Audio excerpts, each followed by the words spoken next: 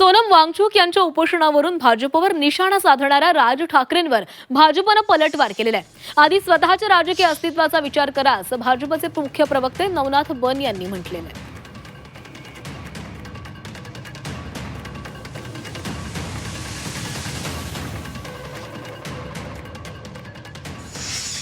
आमच्या बीडचे अभिनेते ज्यांना महाराष्ट्रामध्ये अतिशय लोकप्रियता आहे असे मकरंदजी अनासपुरे यांचा एक चित्रपट आहे, गल्लीत गोंधळ आणि दिल्लीत मुजरा।